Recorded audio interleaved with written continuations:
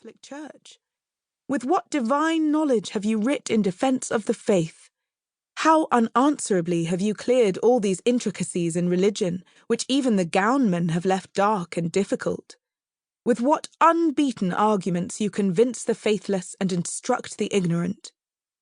Where shall we find a man so young, like St. Augustine, in the midst of all his youth and gaiety, teaching the world divine precepts, true notions of faith, and excellent morality, and, at the same time, be also a perfect pattern of all that accomplish a great man? You have, my lord, all that refined wit that charms, and the affability that obliges, a generosity that gives a lustre to your nobility, that hospitality and greatness of mind that engages the world, and that admirable conduct that so well instructs it. Our nation ought to regret and bemoan their misfortunes for not being able to claim the honour of the birth of a man who is so fit to serve his majesty and his kingdoms in all great and public affairs. And to the glory of your nation be it spoken, it produces more considerable men for all fine sense, wit, wisdom, breeding, and generosity, for the generality of the nobility, than all other nations can boast. And the fruitfulness of your virtues sufficiently make amends for the barrenness of your soil, which however cannot be incommode to your lordship, since your quality and the veneration that the commonalty naturally pay their lords creates a flowing plenty there that makes you happy. And to complete your happiness, my lord, heaven has blessed you with a lady to whom it has given all the graces, beauties, and virtues of her sex, all the youth, sweetness of nature of a most illustrious family, and who is a most rare example to all wives of quality for her eminent piety, easiness, and condescension, and as absolutely merits respect from all the world as she does that passion and resignation she receives from your lordship, and which is on her part with so much tenderness returned. Methinks your tranquil lives are an image of the new-made and beautiful pair in paradise, and it is the prayers and wishes of all who have the honour to know you that it may eternally so continue, with additions of all the blessings this world can give you.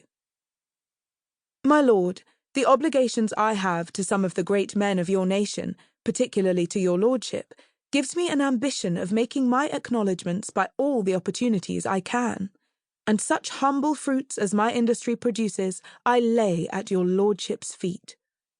This is a true story of a man gallant enough to merit your protection, and, had he always been so fortunate, he had not made so inglorious an end. The royal slave I had the honour to know in my travels to the other world, and though I had none above me in that country, yet I wanted power to preserve this great man. If there be anything that seems romantic, I beseech your lordship to consider these countries do, in all things, so far differ from ours that they produce inconceivable wonders. At least they appear so to us, because new and strange. What I have mentioned, I have taken care should be truth. Let the critical reader judge as he pleases. It will be no commendation to the book to assure your lordship I writ it in a few hours, though it may serve to excuse some of its faults of connection, for I never rested my pen a moment for thought. It is purely the merit of my slave that must render it worthy of the honour it begs, and the author of that of subscribing herself, my lord, your lordship's most obliged and obedient servant, A. Behn. The History of the Royal Slave. I do not pretend, in giving you the history of this royal slave, to entertain my reader with the adventures of a feigned hero, whose life and fortunes fancy may manage at the poet's pleasure, nor, in relating the truth, design to adorn it with any accidents but such as arrived in earnest to him. And it shall come simply into the world, recommended by its own proper merits and natural intrigues, there being enough of reality to support it, and to render it diverting, without the addition of invention.